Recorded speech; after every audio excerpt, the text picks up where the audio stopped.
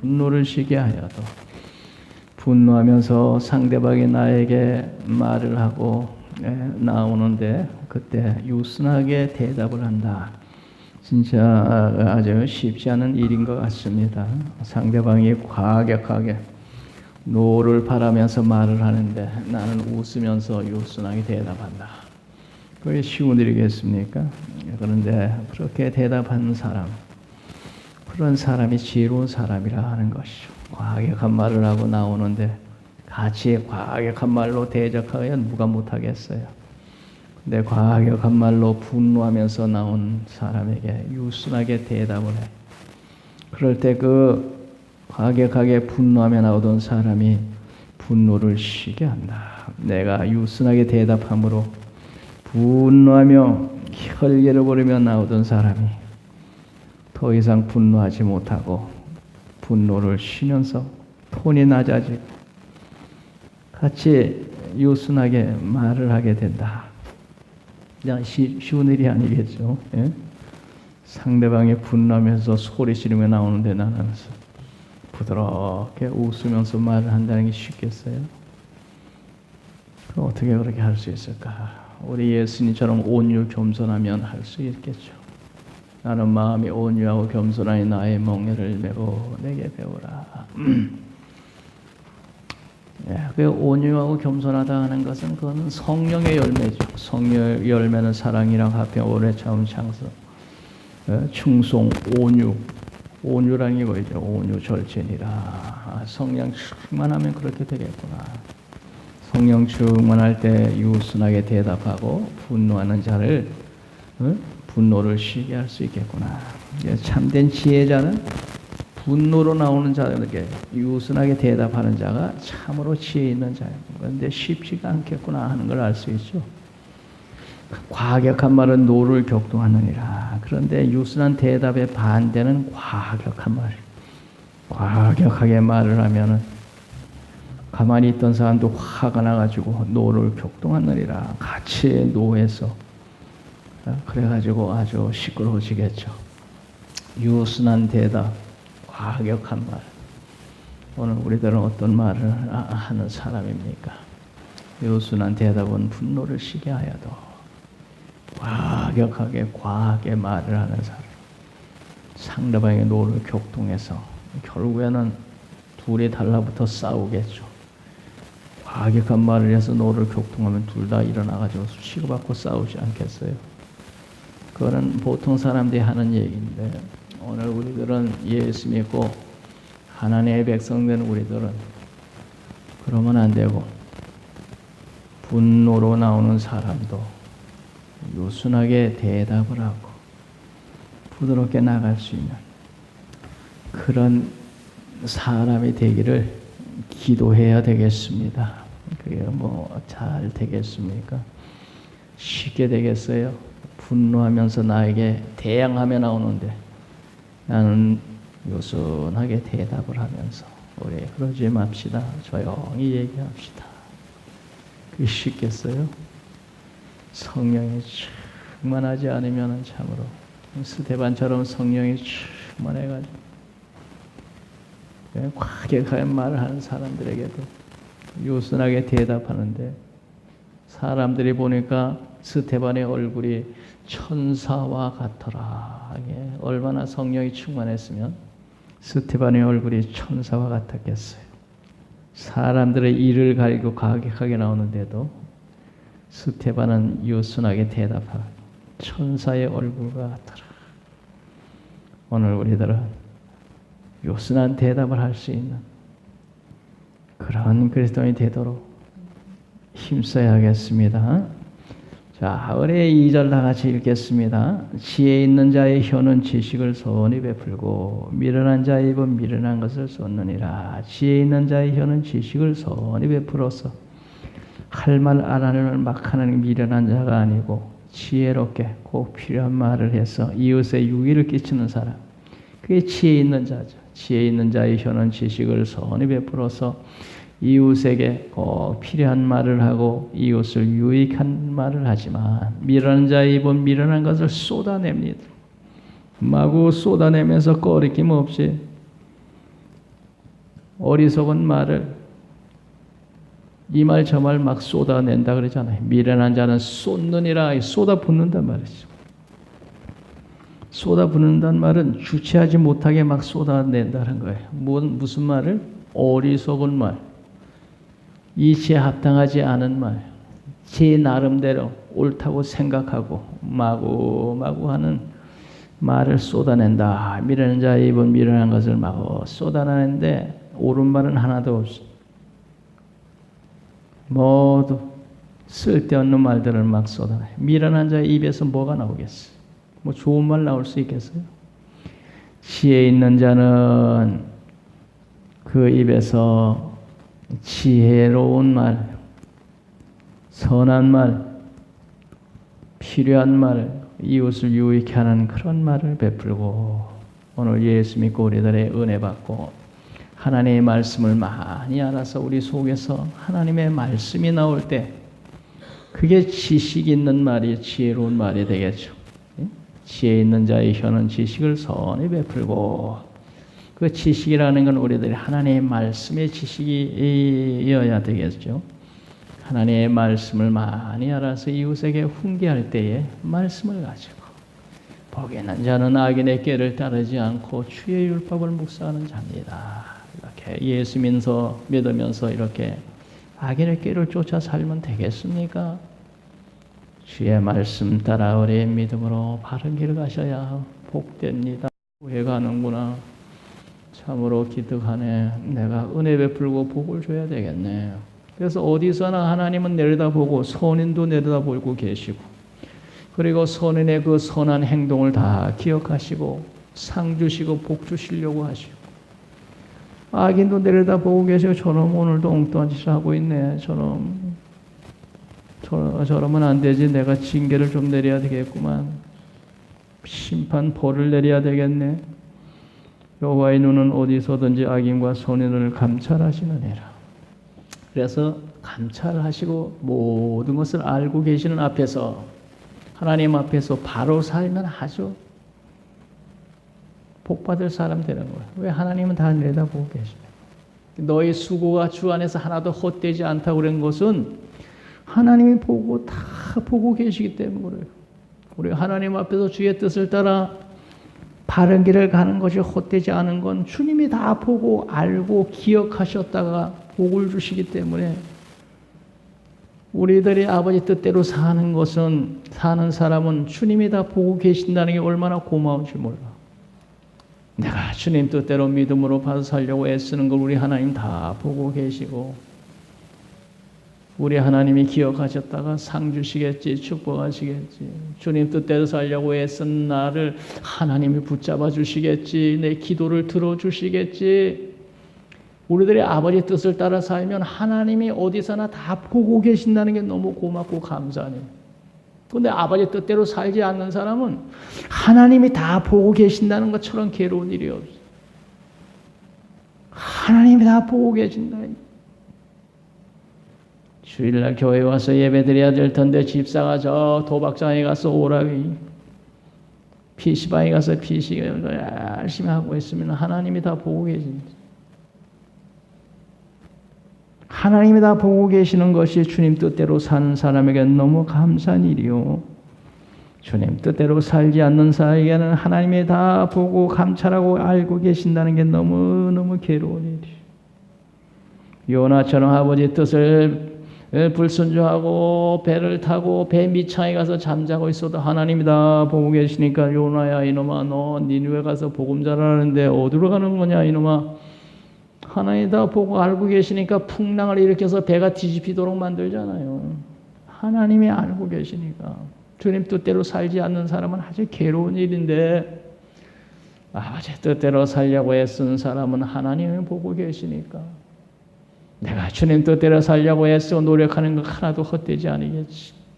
이 추위에도 불구하고 광대상에 와서 엎드려 있는 거 하나님은 다 보고 계시니까 기억하고 상 주시겠지.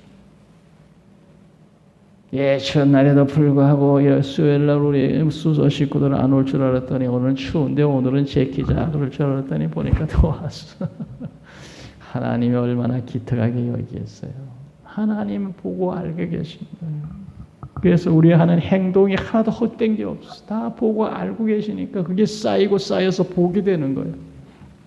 할렐루야. 4절 다 같이 읽겠습니다. 4절 온순한 혀는 곧 생명나무지만 패역한 혀는 마음을 상하게 하느니라. 온순하다는 말은 온순한 치료약이라는 그런 의미가 있다 그래요. 온순. 그래서 온순한 혀는 생명나무지만 사람을 이로 격려하고 사람을 살리는 일을 해. 온순한 혀는 치료약이란 그런 의미가 거기에. 온순한 말로 남 낙심한 자 이로 격려 소망 주고 일으켜 세우고 생명나무란 말이에요. 사람 살리는 일은 아니에요. 패역하는 마음을 상하게 하느니라. 패역하려는 남의 상처를 줘가지고 기분 좋던 사람도 기분 나쁘게 만들고 마음 상하게 만들고 낙심하게 만들고 패역한 여는 마음을 상하게 하느니라. 하나님 믿는 사람이 나의 마음을 상처 주고 상하게 하고 낙심시키고 예수 믿는 사람이 그래가지고 어떻게 하나님의 은혜를 받고 축복을 기대하며 살겠어요? 온순한 혀로 낙심 중에 있는 자를 일으켜 세우고 이로 권면하고 주님 뜻대로 살게 만들어주고 남 살리는 일을 해야 하나님이 축복하시지. 온순한 혀는 생명나무지만 생명나무라는 건 사람은 살리는 일을 한단 말이에요. 온순한 혀는. 패약한 혀는 마음에 상처를 주어서 남 죽이는 일을 하니까 이런 사람은 어떻게 하나님의 복을 받고 살겠어. 남 살리는 말을 하고 이로 격려하는 말을 하는 그런 온순한 혀의 소유자가 되십시다. 5절 읽읍시다. 아비의 훈계를 업신 여기는 자는 미련한 자요 경계를 받는 자는 슬기를 얻을 자니라. 아비의 훈계를 업신 여기고 아이고 또 잔소리 하시네 이러면서 업신 여기는 자는 미련한 자요. 아비는 자식보다 갑절이나 더 많은 인생을 살고 인생의 경험을 가지고 내 사랑하는 자녀가 잘 되기를 바라서 하는 얘기예요. 경험에서 나온 얘기요. 그래서 그걸 잘 받아들이고 교훈으로 삼으면 복이 되는데 그 아비의 훈계를 잔소리라고 하면서 업신여기고 받아들이지 않는 자는 미련한 자, 망할 자, 어리석은 자요. 경계를 받는 자는 슬기를 얻을지니라. 아버님이 나를 사랑하셔서 내 잘되라고 하시는 말씀일 거야. 틀림없이 일리가 있는 말씀일 거다.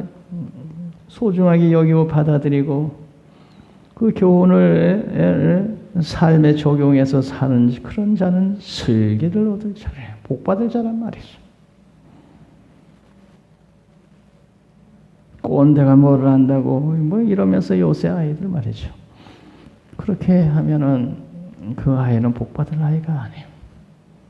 그래서 요새 어른들은 이거 뭐 스마트폰이 만져보면 뭘 알아야지. 그러니까 애들한테 물어보고 이거 어떻게 된 거냐. 컴퓨터 같은 것도 뭘 알아야지. 그러면 애들은 뭐 와서 척척척척 그냥 박사야 이게. 그런 거는 애들이 더 잘 알지만 인생을 지혜롭게 바로 잘 사는 거는 애비가 더 잘 알지. 자식을 사랑해서 하는 말을 귀하게 여기고 들어야지. 6절 다 같이 읽습니다. 의인의 집에는 많은 보물이 있어도 악인의 소득은 고통이 되느니라. 의인은 땀을 흘려서 정직하게 노력을 해서 모은 재물이기 때문에 그것은 보물과 같이 귀한 것이지만 악인의 소득은 고통을 주느니라. 악인은 악한 수단 방법을 써서 재물을 모아놓았으니 그 재물이 나에게 화를 재앙을 몰고 올 날이 올 겁니다. 의인의 집에는 많은 보물이 있어도 땀을 흘려 정당한 소득으로 모은 재산은 보물처럼 귀하지만 그러나 악한 방법으로 남 해쳐가면서 그렇게 모은 재물은 그것은 고통이 되느니라. 나중에 재앙을 내게 몰고 오니까 그것은 복이 아니라는 거예요. 재물이 많은 것만 중요한 것이 아니에요. 그 재물이 어떻게 내 것이 되었는지 그것이 중요한 거예요. 하나님 앞에서 정당하게 노력해서 모은 재산은 보물처럼 귀하여도 악한 방법으로 소득을 취하여 쌓아놓은 건 내게 고통을 몰고 먹구름이 되어서 내게 다가와서 소낙비를 쏟아 부어 나를 괴롭힐 날이 온다는 거예요. 그것서 악한 방법으로 소득을 취하는 건 그건 어리석은 사람이요. 7절 다 같이 읽겠습니다. 지혜로운 자의 입술은 지식을 전파해도 미련한 자의 마음은 정함이 없느니라. 지혜로운 자의 입술은 지식을 전파해요. 미련한 자는 자기 고집만 내세우고 어리석은 말, 이치에 합당하지 않은 말이라 하고 미련한 자의 마음은 정함이 없어. 지혜로운 자의 입술은 지식을 전파해요. 또 8절 다 같이 읽겠습니다. 악인의 제사는 여호와께서 미워하셔도 정직한 자의 기도는 그가 기뻐하시느니라. 악인의 제사는 여호와께서 미워하셔도 악인은 하나님 앞에 값비싼 물건 재물을 갖다 늘어놓지만 하나님 뜻대로 살지 않고 악하게 살면서 하나님 앞에 복은 받고 싶어가지고 돈은 있으니까 악하게 모은 재산을 돈을 가지고 비싼 재물 남들은 양을 바칠 힘도 안 되는데 이 사람은 황소를 사가지고 하나님께 바칩니다. 그런데 하나님은 그런 악인의 불의한 재물을 기뻐하지 아니하시고 아무리 비싸고 큰 재물을 바쳐도 하나님은 악인의 악한 방법으로 모은 불의한 그런 것을 기뻐하지 않아요. 악인의 제사는 여호와께서 미워하셨어. 정직한 자의 기도는 그가 기뻐하시느니라. 가난하고 보잘것없어도 진실되어 하나님 앞에 진실되게 기도하는 그런 기도를 하나님이 소중히 여기시고 그런 사람의 기도를 들어주신다. 하나님은 애모를 보지 않으시는 분이기 때문에 다윗을 선택하실 때 하나님은 애모를 보지 않고 그의 중심을 보고 선택했어. 베드로가 이방인 백부장 고넬료 집에 가서 간증을 듣고 나는 유대인만 구원받는 줄 알았더니 여기 이방인 고넬료도 진실되게 하나님 기도하니 천사가 나타나고 이렇게 하나님의 은혜가 임하는구나. 하나님은 애모를 보시지 아니하고 하나님을 경외하며 의를 행하는 사람은 다 받으시는구나. 옛날에는 그렇게 생각 안 했어요. 베드로는 유대인만 구원받는 줄 알았더니 고넬료라고 하는 이방인이 초청을 해서 갔는데 간증을 하는데 내가 기도하는데 천사가 나타나서 요바의 베드로를 청에다가 은혜를 받으라 그랬습니다. 그래서 초청했으니 오셨으니 잘하셨습니다. 유대인도 기도하다 천사 만나지 못하는데 이방인 고넬료는 기도하다 천사가 나타나서 그런 응답을 받았다는 걸 듣고 이야 하나님은 유대인의 하나님만 아니고 이방인의 하나님도 되시는구나. 하나님은 애모를 보시지 아니하고 각 나라 중 하나님을 경외하며 의를 행하는 사람은 다 받으신 줄 내가 깨달았노라. 하나님은 애모를 보시는 분이 아니죠. 중심을 보는 분이에요. 악인이 아무리 값비싼 재물을 바쳐도 그건 하나님이 기뻐하지 않아요. 그러나 정직한 자의 가난한 정직한 자의 눈물의 기도는 귀하게 여기시고 그가 기뻐 받으시고 응답하신다. 우리들이 하나님 앞에 진실되게 믿음으로 살면서 하나님 앞에 올리는 기도는 하나님의 귀하게 여기시고 다 응답하여 주실 줄로 믿습니다. 네, 하나님은 우리의 중심을 보시기 때문에 우리들의 진실된 기도는 기뻐 받아 주신다. 9절을 다 같이 읽겠습니다. 악인의 길은 여호와께서 미워하셔도 공의를 따라가는 자는 그가 사랑하시느니라. 악인의 길은 여호와께서 미워하셔도 공동번역에 나쁜 일 하면 야훼의 미움을 사지만 올바로 살려고 애쓰면 사랑을 받는다.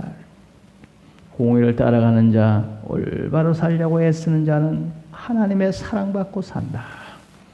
오늘 우리들이 하나님의 사랑받고 사는 길은 하나님의 말씀 따라 바른 길 가려고 했을 때 하나님은 그런 사람을 사랑하시는 줄 믿습니다.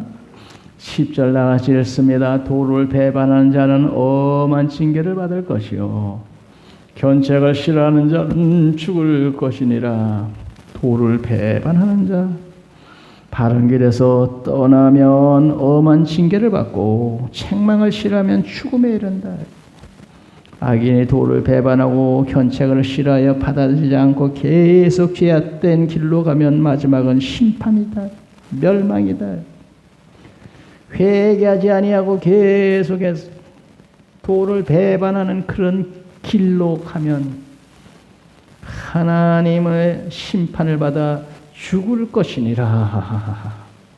죄의 싹은 사망이기 때문에 그렇습니다. 도를 배반하는 자는 엄한 징계를 받을 것이요 견책을 싫어하는 자는 죽을 것이니라. 하나님의 징계를 받고 하나님의 심판을 받아 죽을 길로 가는 어리석은 사람 되지 말고 하나님의 도를 사랑하고 그 말씀을 귀히 여기고 그 말씀을 순종한 믿음의 길을 갈 때 그 길은 생명길이요 하나님의 예비하신 축복을 받아 누릴 길인 줄로 믿습니다. 도를 배반하지 말고 하나님의 말씀을 사랑하고 귀담아 듣고 그 말씀 따라 순종하며 살 때 거기에 살 길이 있고 거기에 하나님이 예비하신 축복이 있습니다. 하나님의 도를 사랑하고 그 도 따라 사는 그런 복받을 사람들이 되십시다. 거룩하신 아버지 하나님, 주님의 도를 사랑하는 저희들 되게